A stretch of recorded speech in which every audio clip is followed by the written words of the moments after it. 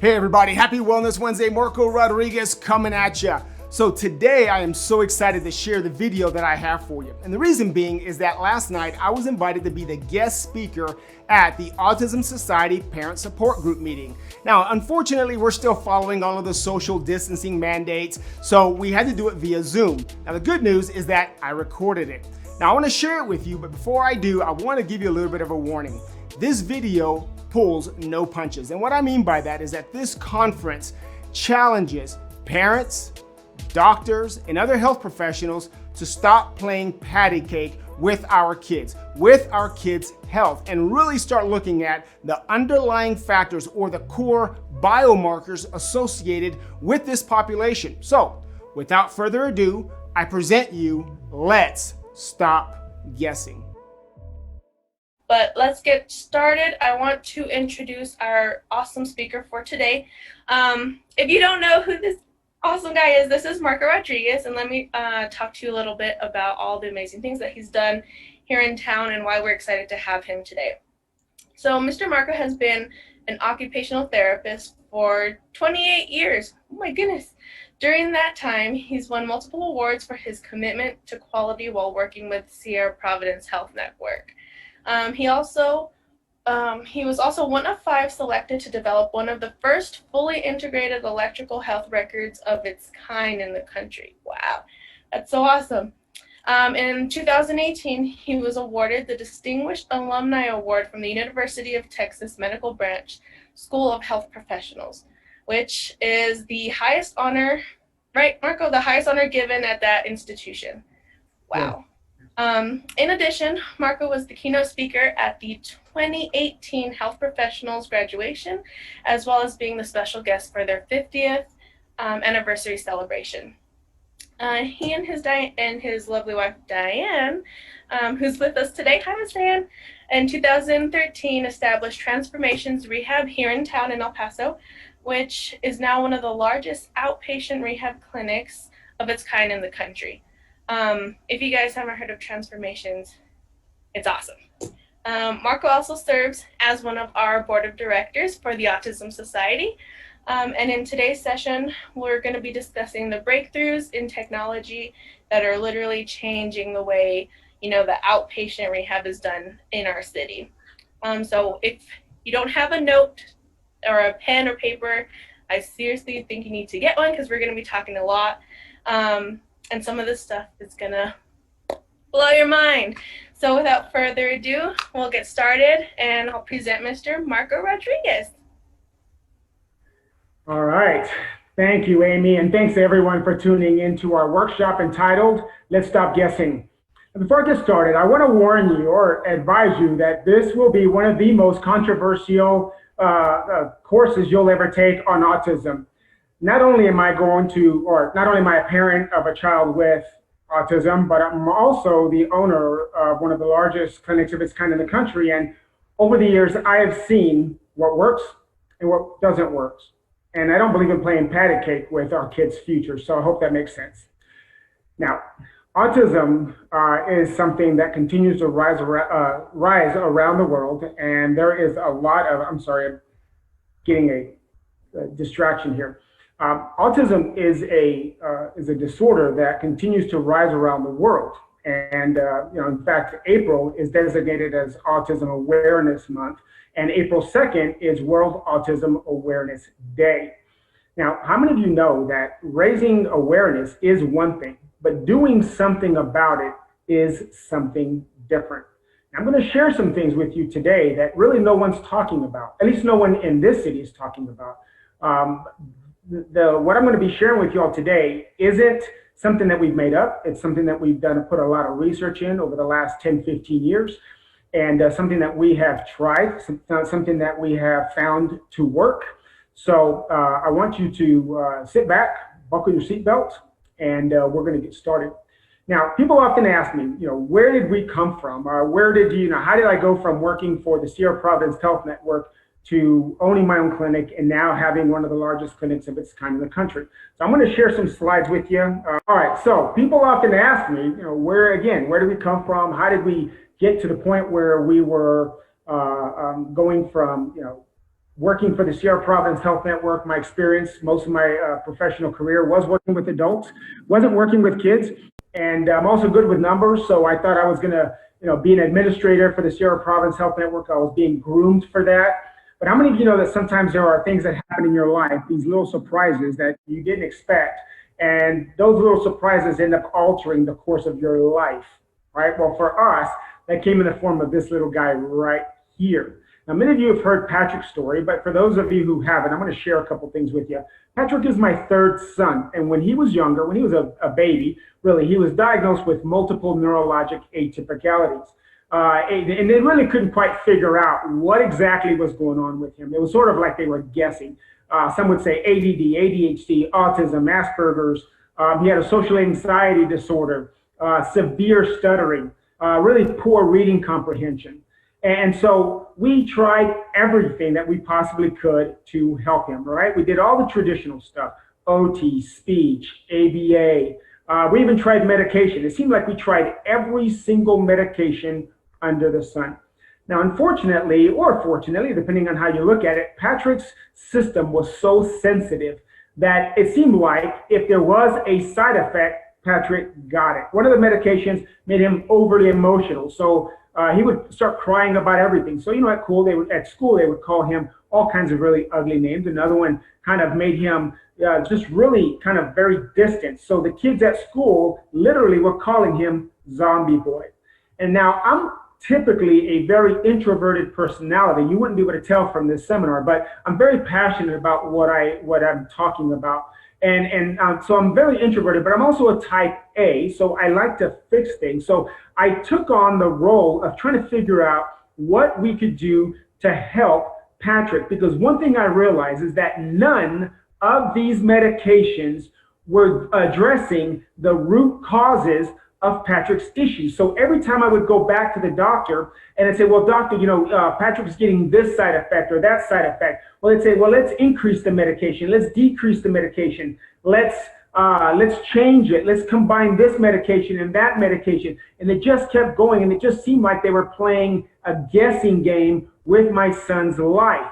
And I realized that none of those medications were addressing the root causes or the root biomarkers that are associated with children with autism. And I'm going to go over some of these with you, and some of these you've probably never heard of, and neither has your doctor, unfortunately. So hopefully if you'll share this video with him and he takes the time to actually look at it, he might be able to learn something, and we might be able to really, really make an impact on our children. Because 78 to 80% of children with autism have brainwave dysregulation.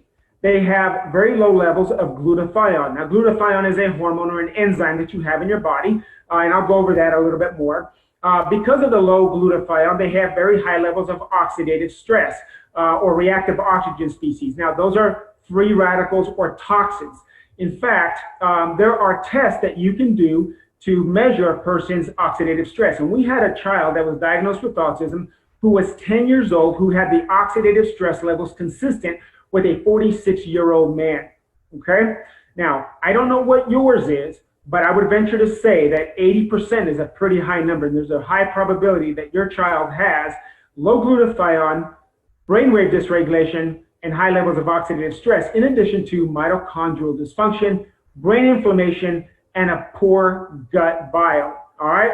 And none of these, again, I want to stress this, none of the medications are clinically proven to do a single thing about those biomarkers. So what in the world are we medicating?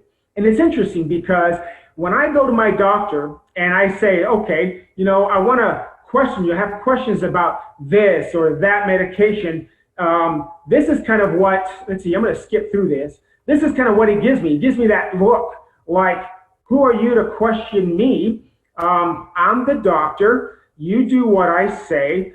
Take this medication. But here's the problem, is that if you look at this slide, a Harvard study shows that medication is now the number 3 killer in America.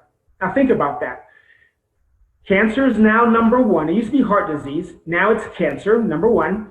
Heart disease is number 2. And the number 3 killer in America is malpractice. And within malpractice, it's pharmaceuticals. And if you look here, it's people who have taken, the majority of them took their drug correctly. It's not that they abused it. There is a percentage of those that abused it, but the majority of them took the medication properly.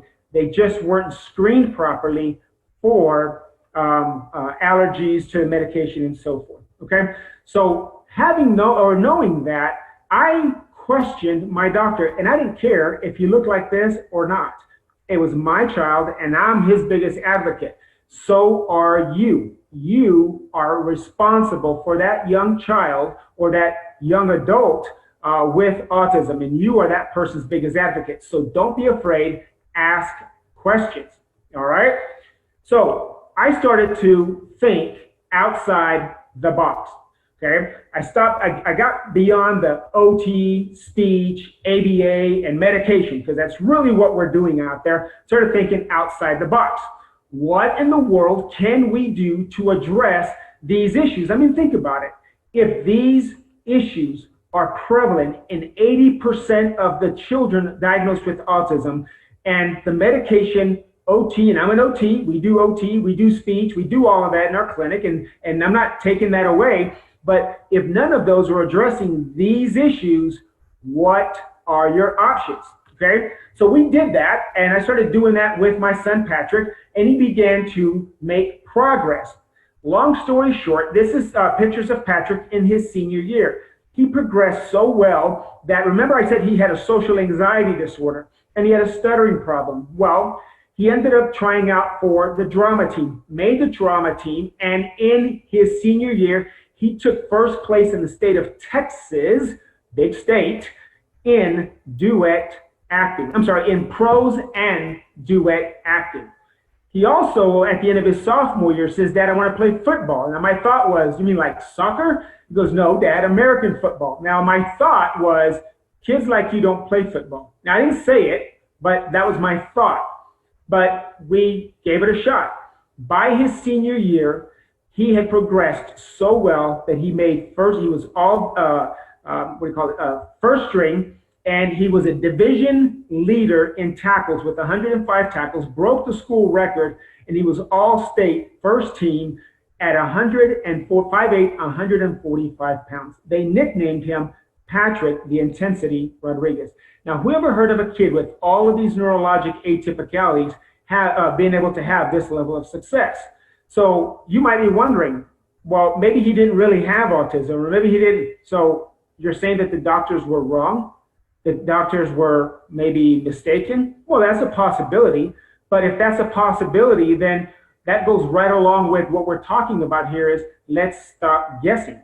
Now, this is Patrick today. He's in college. He's studying English. He also works at our clinic in the front office and doing a phenomenal job. Yes, that is his car behind him. He loves that little Mustang, and he's doing very well. So the question again is, how is it that all of this happened? Well, his doctor, we combined OT, speech, neurofeedback, biohacking, which we'll go into, as well as we started looking at the principles of operant conditioning and edification and really doing what we call the House of Champions. Well, his doctor and his neurologist saw Patrick's progress, and they were the ones who encouraged us to establish an outpatient rehab centered around all the same things that we had done with Patrick. So Transformations was established in 2013 with the mission of changing the way outpatient rehab was done in this city. Okay, so I'm going to go over some of these with you, and I'm going to maybe spend a little bit more time on some than others. If you have questions at the end, I'll be more than happy to answer your questions. And we'll start off with brainwave dysregulation. What in the world is brainwave dysregulation? Well, to understand that, you got to understand that the brain is made up of over 100 billion interconnected neurons or brain cells. And those brain cells are in constant communication with each other. They communicate two ways. One is chemical, and the other is electrical. Electrically, we can measure it with an EEG. Now, with our QEEG technology, our brain mapping technology, we can take a three-dimensional image of the brain waves' electrical activity and target and identify the areas of the brain that are dysregulated, and therefore, if we know that, then we know what to do to target. So we're taking literally the guesswork out of the what's happening in the brain. And if you think about it, if you break your arm or your leg, you go to the doctor, and what do? They give you an x-ray. They want to know exactly where the break is. But there isn't anything like that for the brain. So your doctor, you go to your doctor and you tell your doctor, well, my child is exhibiting these behaviors, those behaviors, and they are they kind of look at all that and then take an educated guess and say, well, he probably has autism, or and sometimes it is fairly obvious, or he's got ADHD, or he's got this, or he's got that. So our EEG technology can identify which brain of these brain waves is dysregulated, and we take the guesswork out of that equation. All right, so I'm going to share with you a short video that explains a little bit more about how the EEG brain mapping works. Neurofeedback used to be about simple tasks, learning basic skills. We can now enter the realm of specific brain skills using proven operant training methods. Today, EEG biofeedback training can go beyond simple scalp measurements to target specific brain locations and frequencies based on individualized needs. Neurofeedback now is about self-regulation, complex systems, and learning new skills. It is now possible to see the pulsations and variations of EEG indicators of conscious activity in real time for the first time. BrainMaster, a leader in EEG and biofeedback systems since the decade of the brain, has created this new breakthrough through a series of innovations and developments based on decades of published research in QEEG and neurofeedback. Using proven EEG-based technology, Brain Avatar delivers real-time brain activity data for over 6,000 brain regions at video speeds. Brain events are reflected on the screen less than 30 milliseconds after they occur. It takes longer than that for a person to become aware of their own brain processes, making this system truly faster than thought. This new technology includes a complete hardware and software solution for EEG biofeedback and now live brain quantitative electrical activity monitoring. Many diseases and problems are related to stress and learned responses. Biofeedback teaches relaxation and self-regulation and can help clients learn important new skills. Clinicians can now focus on individual brain locations or regions of interest for specific needs. These include all the major cortical lobes and functional areas, including the broadband areas or user-defined regions, from individual voxels to complex combinations of brain hubs. Apply EEG biofeedback to the most relevant brain locations and dysregulations. Visualize changes in brain activity as clients learn and perform tasks or receive therapy. With an instantaneous EEG-based three-dimensional biofeedback system, Brain Avatar brings the brain and mind together for the first time. All right, so we now have the technology to take, as the video says, a three-dimensional image of the brain's electrical activity. We don't have to guess anymore. So we know that typically a person with ADHD has a dysregulated theta wave in the prefrontal lobe right here, okay? And we know that a person with autism, much of the time, they have dysregulated alpha waves in the right parietal lobe, which is the sensory processing part of the brain. And we also know that persons with anxiety, many of them have dysregulated beta waves. Now, why is that important to you?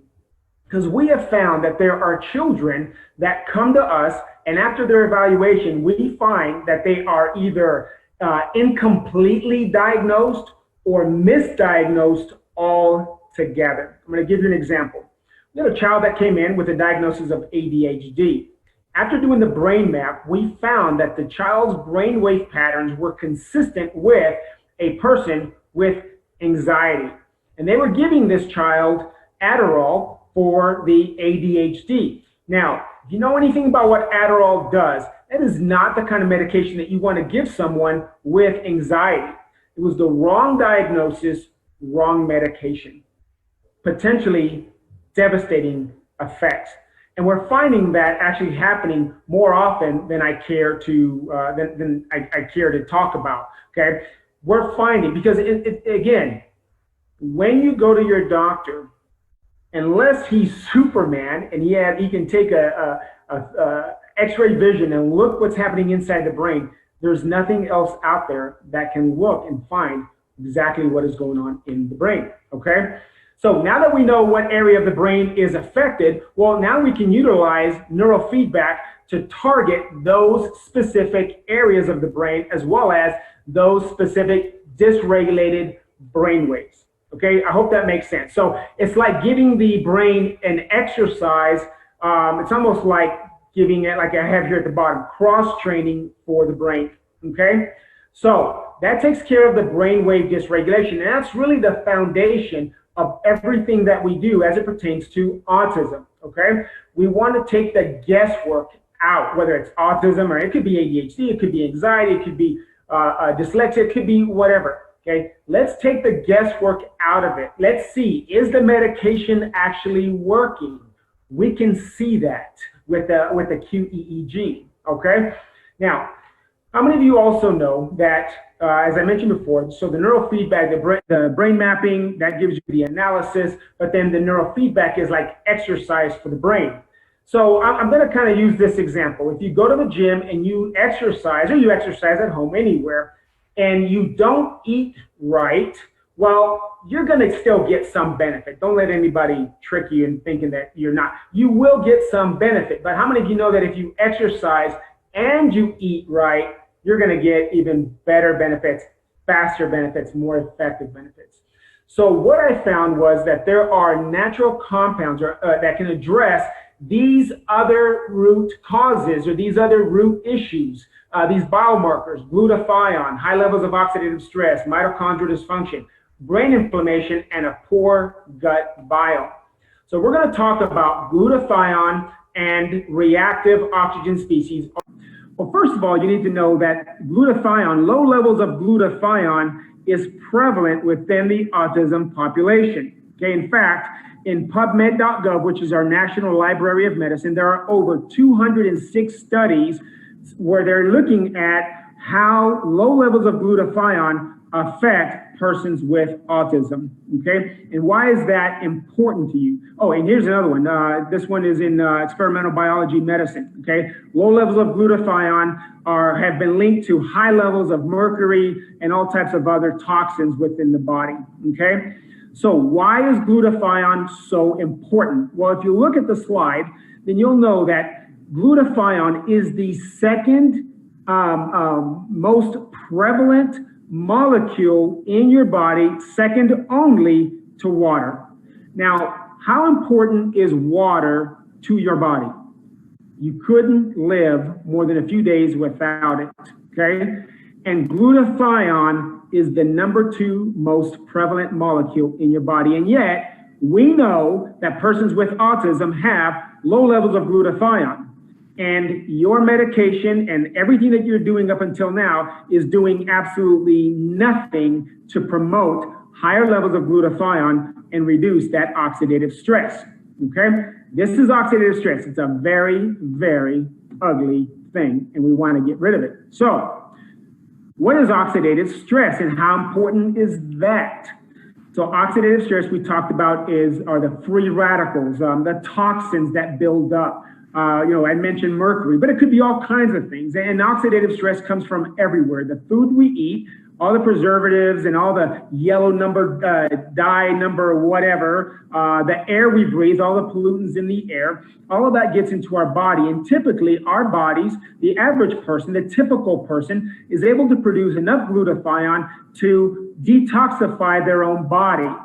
But when children with autism who have low levels of glutathione, they're not able to do that. So again, you have a child like that one child that I mentioned with 10 years old, oxidative stress levels consistent with a 46-year-old man. Now, if I were you, I'd be asking myself, if my child has autism and 80% of children with autism have these issues, wow, I wonder what's going on inside of my little loved one's body. And I wonder what his oxidative stress levels are. Well, there is a test that you can go to any kind of like Quest Diagnostics, and you can actually go and get the oxidative stress levels measured. But how important is that? Well, look at this. If you go to that same PubMed.gov, which is, again, our National Library of Medicine, this is not Google. This is not just somebody's opinion. This is the part of the National Institute of Health, the same organization that's trying to find a cure for COVID, okay? They have over 200,000 studies on oxidative stress. Now, that equates to hundreds of billions of dollars spent to study this nasty subject called oxidative stress, and yet the average person knows nothing about it, okay? It's been linked to over 200 diseases. This is not just something that affects persons with autism. This has been linked to things like cancer, diabetes, Parkinson's, lupus, fibromyalgia, ADHD, heart disease, all kinds of over 200 different diseases, all right? In fact, if you look here in Frontiers in Physiology, evidence linking oxidative stress, mitochondrial dysfunction, which we'll talk about, and inflammation in the brain in persons with autism, up to 80% had mitochondrial dysfunction. Guys, the information is everywhere. And yet, if you go back, and if you're a physician watching this, I'm going to keep saying this, but I'm not trying to upset you. I want you to do your research and not be comfortable or with the status quo, okay? There are things going on out there that nobody seems to be talking about, okay? If you go again back to PubMed and you look up autism and oxidative stress, there's over 500 studies. So again, this is a very important thing that is happening inside the bodies of these persons with oxidative stress. Now, can I tell you something? The medications, I'm not anti-medication, first of all. I should have said that in the beginning. I'm not anti-medication. I want you to do your research, okay? Because you got to understand that most medications are artificial chemicals that they have a certain role, a certain task that they do in your body, but they're artificial chemicals. So guess what they're adding to the body? Yeah, you guessed it, more oxidative stress, all right? So there are foods, natural foods, that will improve glutathione levels and therefore reduce oxidative stress levels. Things like asparagus, avocado, spinach, broccoli, okay? But I don't know about you, but Patrick was always what I affectionately call a picky eater. And there was no way that I was gonna get him to eat all of these every single day, right? What do they want? They want chicken nuggets. That's what Patrick's one of his favorite, chicken nuggets. So he wasn't going to eat the right kinds of foods. So if you're not going to get it from foods, what are your options? Well, there are NRF2, what I call I'm going to call them supplements. They're not necessarily supplements. They're more like activators. There are natural supplements or activators out there that you can take that will boost a pathway that exists inside of your cells called the NRF2 pathway. And what it does is it'll boost that NRF2 pathway, once it's triggered, will promote or boost over 300 enzymes in your body, effectively lowering the oxidative stress levels or that reactive oxygen species by up to 70% in 4 months. It'll even boost glutathione by over 300%, okay? That's huge. How important is NRF2? Washington State University, one of the most prestigious universities in the country, studied NRF2 against all kinds of different health issues. And they said that NRF2, the discovery of our ability to activate NRF2 may well become the most extraordinary therapeutic, the most extraordinary preventative breakthrough in the history of medicine. And yet, the average person knows nothing about it. Now, before today, you had an excuse. You don't have an excuse anymore. Now you know. Now the question is, what are you going to do about this? Okay? So that takes care of those. I'm going to move on to mitochondrial dysfunction. Now, what in the world is mitochondrial dysfunction? Well, if you remember from junior high school biology, the mitochondria is a little organelle that sits inside of every single cell, okay? It is about 10, if your total body weight, you have so many mitochondria in your body, that is about 10 pounds of body weight if you took all the mitochondria out. That's how important it is. It's also the powerhouse of the cell. It's when you eat food, food goes into your stomach, it liquefies, it goes into your blood system, it goes throughout your entire body, and then it goes into every cell. The food in liquid form goes into every cell of your body. And what processes it inside of the cell is the mitochondria. Well, it's food as well as non-food goes through the mitochondria. So all of the chemicals that are in food, all the preservatives, all of the dyes, all of even the oxygen, the air that you breathe, all the pollutants, everything goes through the mitochondria. Now, persons with autism tend to have very low levels of mitochondria in their cells. They also have, even the cells that they do have are very dysfunctional. Now, your brain cells have the highest mitochondrial count. So think about it. If a person that has low mitochondria in their brain cells, that means that each one of those neurons, each one of those brain cells is not going to be able to function as well as it could. Hence, decreased cognitive processing, decreased sensory processing. A lot of our kids with autism have very poor or even non-verbal, okay? All of that has to do with the brain's inability to process. And a big part of that is because these children have low levels of mitochondria. So, what are your options? Yes, there are certain foods, but for the sake of time, I won't go into those foods. I can certainly try to find those for you. But again, it's all the same types of food that most kids are not going to eat. So what are your options? Same. There are companies out there that have made NRF1 activating supplements. And NRF1 is another pathway that exists inside of your cells. And when you activate that NRF1, it puts your body into a state, or your cells into a state of mitochondrial biogenesis, which just simply means the creation of newer and healthier mitochondria. All right. Now that helps to increase the energy production of every cell in your body. So think about if your brain is able to produce more energy, it's able to process things better. Your vocabulary becomes better. Guys, even for people who don't have autism, and this isn't a weight loss, but think about it. If your body is able to burn more energy, we see all kinds of things. Just a little side note. I'm a biohacker myself. I don't have to deal with issues with autism, but I saw what it did with so many of our patients that I became a biohacker. And I've been a biohacker now for about 2.5 years. After 14 months of biohacking, I went to my doctor and got some blood work done. And my blood work said that all of my cellular age and all of my biomarkers came back consistent with a 24.6-year-old man. Guys, I'm 52, but yet my cellular age, my cells have repaired themselves, and I am now a cellular age of 24, almost 25 years old.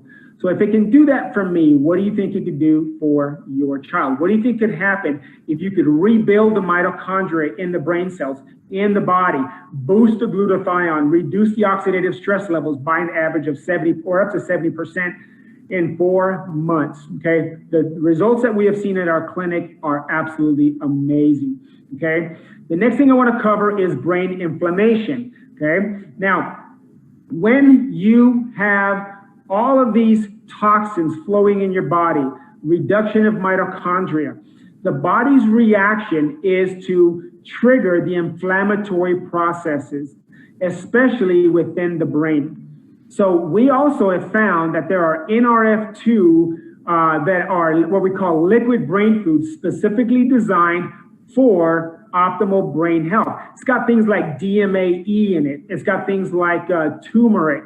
Turmeric and DMAE have a very unique property in that they produce what's called brain-derived neurotrophic factor.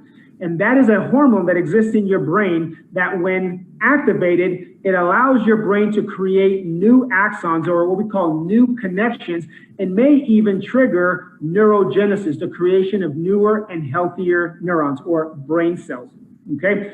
And again, why, if this is happening all across the country, guys, I'm not the only one. There's over 1,300 health professionals that are what we also call biohackers that are talking about this because of all the research. Okay. And then the last thing I want to talk about is the poor gut biome.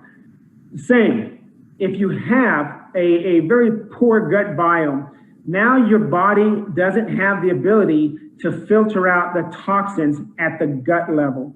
Your body goes into, a lot of these kids also have what's called leaky gut. Leaky gut is exactly what it implies. All of the toxins that are supposed to come out in the bowel movement, many of them get leaked back into the blood system and get recirculated back into the body. Now think about the implications of that. Having a bowel movement or feces being recirculated back into the body. And a lot of our kids with autism have these issues. A lot of people without autism have these issues, right? You hear people who say, man, I just got this mental fog. How many of you, when you were younger, man, you could go all day. Remember when you were a teenager and you weren't really on Friday night, you weren't really leaving the house until after 9 o'clock? And now we've gotten older and 9 o'clock, oh my gosh, it's bedtime, right? Mental fog. I know people who have office jobs. They sit at a desk all day. Not anything physical, but at the end of the day, they're exhausted. Why does that happen? They're not really physically tired. They are mentally tired. And a lot of that happens because of a poor gut biome. We hear this all the time, right? The whole gut-brain connection. And so having a poor gut biome does all kinds of bad things. It has issues, affects your immune system, your ability to absorb vitamins, of course, your metabolism. It's been linked to obesity, the inflammatory process, and of course, autism. All right. So what if you could, now think about this, okay? Let's ask that big what if question. What if there was a way to activate the NRF1 pathway, boosting the mitochondria of the cells, activating the NRF2 pathway, literally activating catalase, glutathione, superoxide dismutase, all of these enzymes, 300 enzymes, and effectively clean out a lifetime accumulation, 70% of a lifetime accumulation of oxidative stress. What if you could improve your gut biome, reducing the inflammation in the brain? Now think about that for a moment. If all of these issues are affecting your child and you could get rid of all those, what do you think is going to happen to your child? Okay, well, these are some of the things that we're finding. Now, I apologize for the blurriness of the screen, but these are brain map studies that have been conducted before biohacking and after biohacking. This particular person was only after biohacking for 12 days. Now, it doesn't always happen that way. A lot of times it takes a few months. But think about it. Look at the difference. Red is bad, by the way. Anytime, if you ever come to our clinic and get a brain map study and they show you a lot of red is not good. Okay, you want green, but look at the difference. After this person agreed to do everything, they said, I want the very best for my child. I want the brain map. I want the neurofeedback. I want to biohack his brain. I want that NRF2. I want that NRF1. And bam, look what happens 12 days later. Okay, this is another child here. Actually, I'll tell you, it's my son, Seth. Seth is my youngest son. And these were his grades prior to biohacking. Now, he was in special education, not because of autism or anything like that, because that was more of Patrick's issue. But Patrick really didn't have any issues until he was about 7 years old. He had a closed head injury. He was in an accident, had a closed head injury, and he was in special education for 8 years, from 7 until 15. I learned about biohacking, and I thought, okay, if this can do what they say it can do, maybe it would help Seth. Look what happened after 16 weeks of biohacking. This kid what made all A's with only one B, which I think is hilarious because it was in Spanish. And like, son, our last name is Rodriguez, but you got to be in Spanish. Don't tell your grandmother. Okay, she would be mortified. But look, this was special education. And by the time he was done, he not only tested out of special education, so this did for him in less than 16 weeks what 8 years of therapy could not do. He is not only he tested out of special education, but now he's in advanced placement, getting college credit, going into his senior year, and almost all of his courses are AP dual credit. Look at this child's handwriting skills. This is after the before biohacking, and look at the handwriting after biohacking. Significant difference. I'm going to, let's see here. We've had children that were non-verbal, who after biohacking begin to engage in spontaneous and descriptive language. We have one child that he was 10 years old, virtually nonverbal. He might answer, but he wouldn't answer to you. He'd only answer to his family members. Very limited vocabulary, very limited verbal skills. Walks into the clinic, starts engaging in again, full descriptive conversation, starts talking about when he grows up, he wants to own his own business. Now, who knew that that was actually happening in his brain? Because he had never been able to articulate that. So when we asked him what kind of business he wanted, he says he wants to own a taco truck. I'm like, dude, I'm all there, man. Just come by my office every single day. I will give you my business, all right? But who knew that all of that was happening inside of that child's brain? He was never able to articulate that. All right. And again, this is at one of the biohacking conferences that I went to. We are not alone. There's over 1,300 biohacking health professionals throughout the country, and it's growing. This is going to be something that 20 years from now, everyone's going to know about it. Now, the question is, do you want to wait 20 years and find out that you should have been doing it? I don't. I tell you what, Patrick comes to me almost every day, and I see him, and he like winks at me, and he says, "Thanks, Pops."